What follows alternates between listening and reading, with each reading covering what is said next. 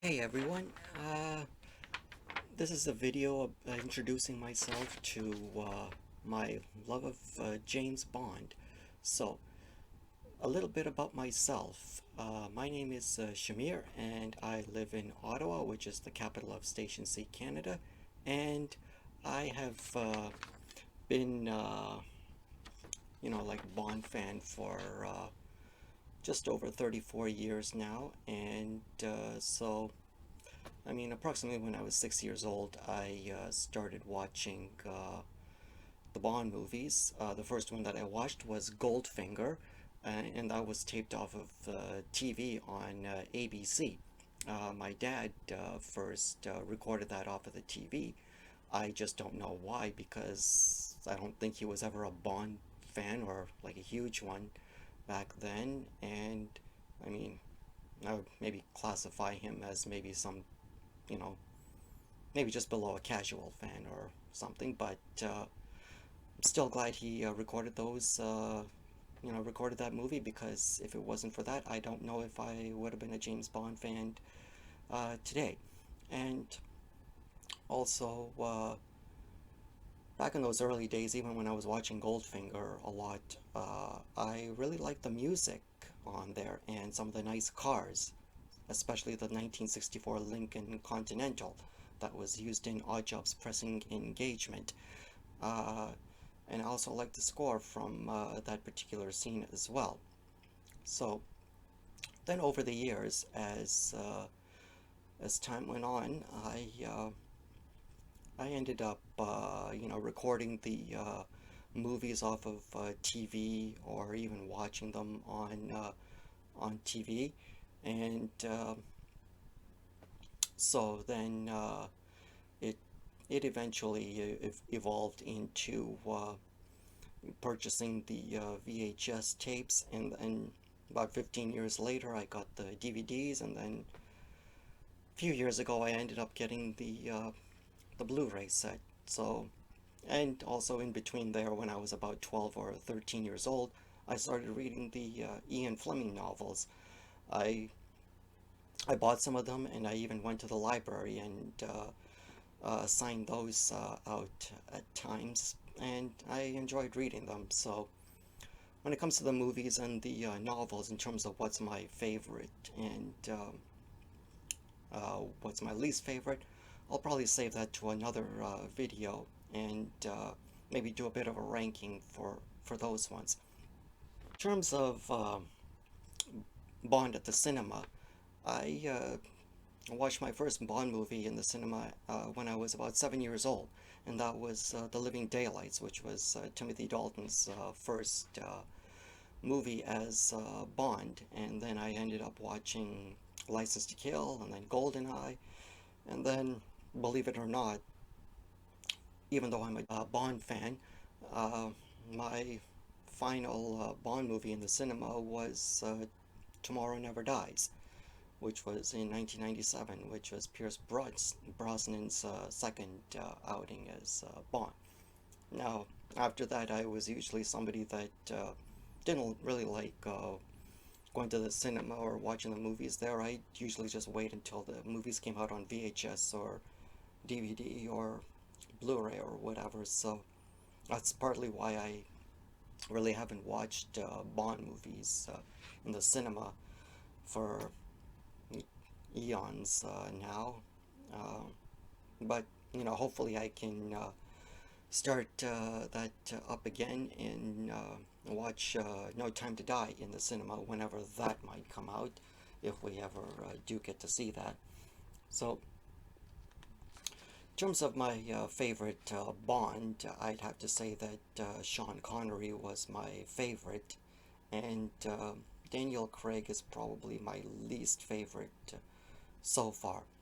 Now, when I say all of this, I'm talking about Bonds who have starred in at least two movies.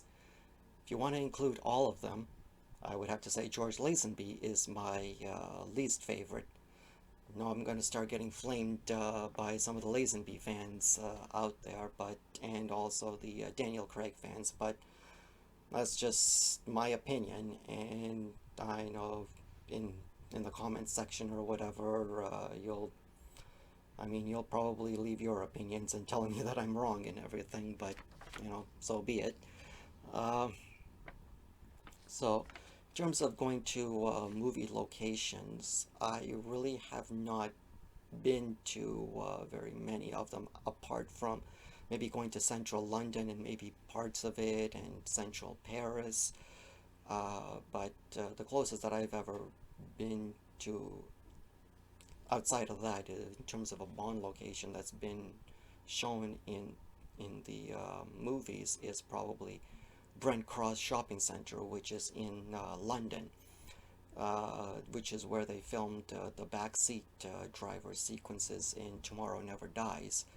Um, don't really recall ever being into the car park area, but I was at that shopping mall, and it was during the summer of '97 as well, so that was shortly before Tomorrow Never Die was released in cinemas. In terms of the Fleming locations, I have been to New York City, which also was in Live and Let Die briefly, but apart from the central Manhattan parts, I never really went to anything that was, special in the novels or in the movies. But apart from that, I do live in Ottawa, and Bond did make a visit to Ottawa in the For Your Eyes Only short story.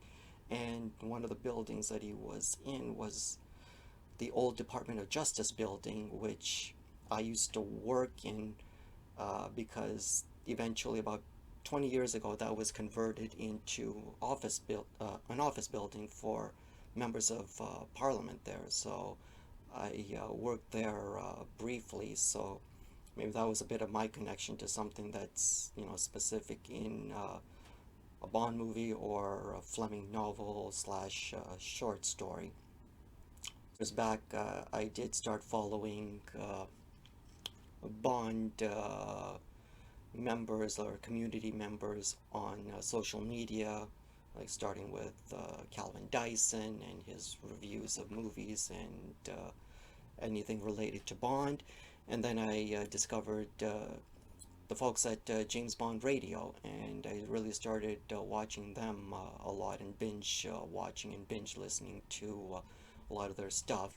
And I'm rocking their hoodie right now, so shout out to you guys. And I and eventually I did start following other social media accounts, and what came of that was also meeting, other Bond fans who I consider to be my friends today, and you guys and gals know who you are. So I really enjoyed that experience, and hopefully I get to meet more people out there in terms of the Bond community. And so yeah, that's really me, and why I ended up liking Bond. And yeah, so there'll be more videos in terms of Bond coming out soon. So if you liked this video, and like listening to me talk about James Bond, you can subscribe to this channel, which the button will be here on this side, probably on the top or the bottom. And if you like this video, just don't forget to smash the living daylights out of it, because somehow it helps the algorithms on YouTube, and more people end up viewing it. So yeah, so take care for now, and see you in the next vid. Thanks.